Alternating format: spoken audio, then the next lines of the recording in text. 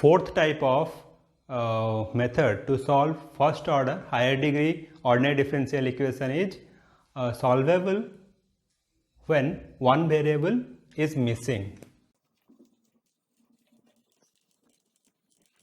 So what will be the form? Means we have to see the ordinary differential equation and its form. So that should be in this form: x equal to f of p or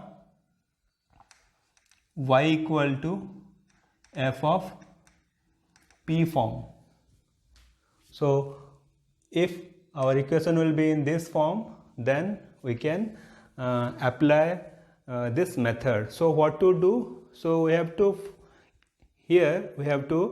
differentiate with respect to p. So if we differentiate with respect to p, then what will happen? It will be dx by dp equal to, so this function will change, so we can write g of p. Okay. Similarly, this one will be dy by dp equal to g of p, or here I can write it as g1. This is the function f1. So like that we have to do. After that, simple integration technique we have to use and find out the solution or general solution of the differential equation. So we'll see one example problem to understand this method. So take the problem as x square equal to p square whole into a square minus x square. So here if you see, this will be in this form, first form, where x equal to f of p. So we have to write in proper form. Here x square we have. So what we will do, we will take x square term to the left side. So it will be x square plus p square x square equal to p square a square. Okay. Now if we take x square common, it will be 1 plus p square. So x square into 1 plus p square equal to a square p square. Now what will be x? So x will be ap divided by square root of 1 plus p square. So after that, how to solve? So I told we have to differentiate with respect to p. So what we will do? Differentiate with respect to p. But first, if we differentiate, then it will be dx by dp equal to this one, a into, so this we have to apply. So it will be 1 plus p square square root minus, so p will be there, so p whole into 1 plus p square to the power minus 1 by 2, like that, divided by 1 plus p square to the power what, 1. So if I solve this one, so what will happen? A, here 1 plus p square, if I multiply, it will be 1 plus p square. Okay, okay, here one term is missing, that is another p you have to multiply here. Okay, so minus p square, okay, divided by 1 plus p square to the power 3 by 2. Now finally what will happen? Dx equal to a, what, p square will cancel out, so a divided by 1 plus p square to the power 3 by 2. Okay, so this into dp. Now what we will do? We will multiply p both the side. So p dx equal to ap by 1 plus p square to the power 3 by 2 dp. Okay. Now the left side will be what? We know dy by dx equal to p, that means dy equal to p dx. So I can write p dx as dy. So now equation will be dy will be ap by 1 plus p square to the power 3 by 2 dp.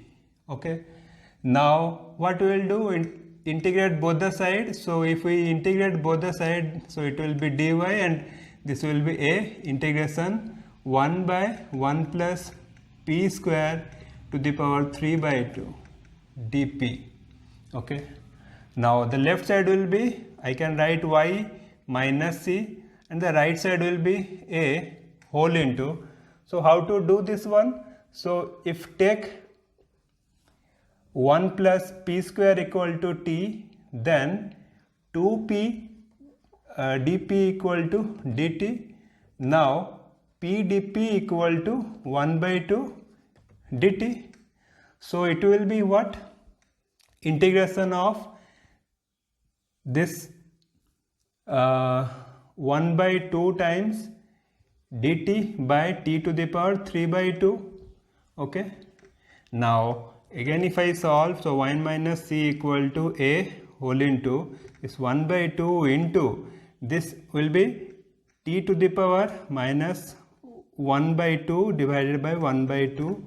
So ultimately we will get a by t to the power 1 by 2, that is a by 1 plus p square to the power 1 by 2. So this is the form. So finally you can write y minus c equal to a by 1 plus p square to the power 1 by 2. So this one. Now how to find the general solution? So from this equation, okay, what we got now, and from the question we can get the general solution. So we have to eliminate p and get the solution. So from here we can see that y minus c whole square equal to a square by 1 plus p square. So this is one relation. Okay, now another is from first equation we can write this one, that is x square whole into 1 plus p square equal to a square p square. Now 1 plus p square, from here what we can get, that we have to write, so x square into a square by y minus c whole square, and the right side will be a square into what is p square. So from here also we can get p square, so it will be a square by y minus c whole square minus 1. So if we do that, what will happen? From left and right a square will be there, so a square we can cancel out. Okay, so x square will be a square by y minus c whole square minus 1 whole into y minus c whole square. So if we multiply the right side and all together, if we solve, we will get x square equal to here a square minus y minus c whole square. So finally what we will get, x square plus y minus c whole square equal to a square. So this will be our general solution. So in this way we can find out the general solution by using this method, that is solvable when one variable is missing.